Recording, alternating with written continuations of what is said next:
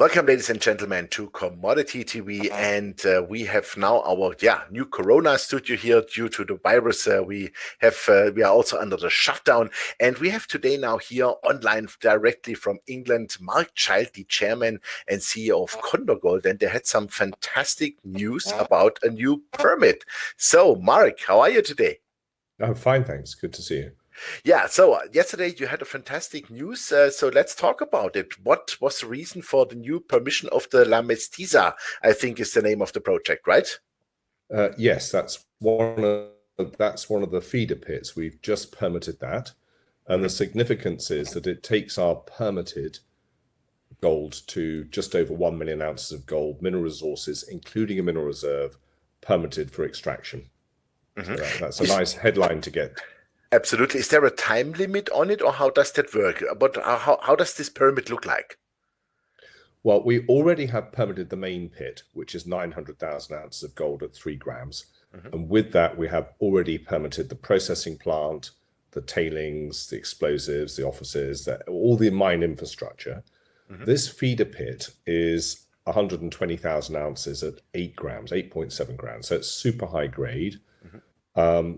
And the permit, when we meet the conditions, we have 8 years to extract the gold. So there is a timeline on it. Fantastic. So what are then the next steps on the one hand, and on the other hand, does that change anything in your, let's say, Capex, or does that affect the PFS, the feasibility? What's going on with that? Because I could imagine that you get much better economics now, right? Yes, we do. We have 2.4 million ounces of gold. So we now have just over 1 million open pit permitted, but that grade's 50% higher. So the head grade, fully diluted to the mill, is about 5.6 grams. So that's $300 a ton. And there's 600,000 tons there. So just the revenues from that single pit are 180 million US dollars. And the mining costs and processing and G&A are $55. So that'll be about $35 to $40 million to get it out, and the revenues are 120. So the gross margin, if you like, will be about $140 million after metallurgical recovery, just from a single pit. So technically, that could pay for the whole project, i.e., the capex for the whole project, just with that pit. And that's only 12% of the ounces that we have permitted. Okay, so can you remind us what is the capex for the project? The capex for the project in the PFS study is $110 million.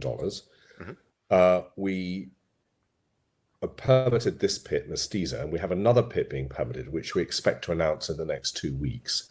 All three together will give us 120,000 ounces of gold per annum for 7 years, open pitable, and we can layer in underground as we want. We can easily add in another 50,000 ounces of gold underground production. But we'll do that out of cash flow. The second thing is, by having a second area permitted, it gives us flexibility. Because this is high grade, it allows us to consider doing the project in 2 stages. So we can high grade everything, have a minimum capex, maximum cash flow scenario, and put over 5 gram open pit material through a mill in a stage 1. So we're looking at 2 scenarios to take this to production, which we'll announce which one we're doing over the next few months. Fantastic. Does it change, let's say, the setup for the processing? Meaning, because first we were talking about like 3 grams, now we talk closer to 5 to 8 grams. Do you have to change anything technically? No, we've done the metallurgical tests last year and the abrasion tests. So the rock actually on the 8 gram material, resource material, is actually slightly softer. And we get slightly higher metallurgical recoveries as well. So it can go through the same plant. It's all still, it's only 4 kilometers away from the other pit. So it's the same epithermal vein system. It's just a bit weathered, so the rock's a bit softer. Okay, fantastic. So what are the next steps? The next steps on the project now, we're buying all the land. We have 60–70% of the land. We just spent $500,000 on land 2 weeks ago to buy a major part of the pit. It's de-risk, it's do all the engineering studies. So the tailing storage facility is now, we have to fully engineer it. We've done 30% of that, site-wide water balance. We've got all the land for the processing plant location. We've also put in tentative bids for a processing plant ourselves, a second-hand one, which we're negotiating on. So what we'd like to do by the end of the year is have it completely shovel ready, the project. Start to clear the site, clear the land, and have a definitive Capex and a definitive clear route to cash flow. Fantastic. What is cash in the bank? Because this is key these days with Corona. Yeah, it's a couple of $1 million in the bank, about $2.5 million at the last accounts. And that is, of course, enough to bring you through 2020. We will need to raise money at some stage. I wouldn't want to put a timing on it, but we will need to raise money at some stage. Fantastic. Anything you have proceeded so far already with, let's say, project finance? Is there anything on the horizon where you say, there's interest, there's something going on? Yeah, well, when you've got permits, that's when the banks start to approach you, because you know it's definitive that you're going forward, and most people understand that the governments, when they give you a permit, want you to put it up. So we've had a number of banks and people providing gold loans who've approached us with that construction financing, and those conversations are ongoing, looking at the optimal mix to finance a capital structure. But the directors have 20% of Condor, so we don't want big share price dilution, and we're more in favor of having a two-step approach and a minimal share price dilution as we get into cash flow. Fantastic. Who else are your other larger shareholders? Jim Mellon as a director and myself have 20% of the company, so we've got a lot of skin in the game. We have Nicaragua Milling Company with 10%, Rohstoff-TV's got 7%, and a couple of other family funds have got 10% between them. Fantastic. So there's maybe out of those people also a chance to get the project finance done? As I could imagine, guys like Jim Mellon and Rohstoff-TV, I mean, they are a little bit, I would compare them to Eric Sprott. That's right.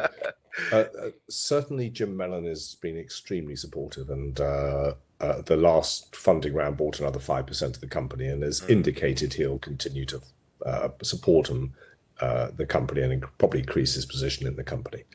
So yes, I think the equity, I think the key people will keep their percentages, and possibly even help with debt as well. We haven't had detailed conversations about Of course. Okay, super.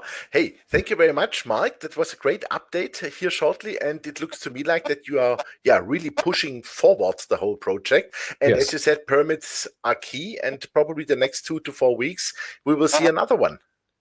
Absolutely. Hopefully in the next 2 weeks, I hope. Oh, super. Optimistic it'll come through. Okay, let's stay conservative the next 4 weeks. Let's say in May, that is good. So we keep fingers crossed for that. Thank you very much. All the best to England or to London where you are. And please keep us posted. And I'm pretty sure we see us very soon here on that channel. Excellent. Thank you for the interview. Super. Thank you very much. Yeah, ladies and gentlemen, that was Mark Child, the chairman and CEO of Condor Gold. And you heard it. Things are really improving here in Nicaragua. This is becoming a real big project now. Over 1 million ounces now are in the game here. To say also short term to develop. And I think with that super large and strong shareholders, that shouldn't be a real big problem. And as the company moves forward, we keep you updated. Thank you very much. All the best for you. Have a nice weekend, Mark. Thanks, and bye-bye from Switzerland.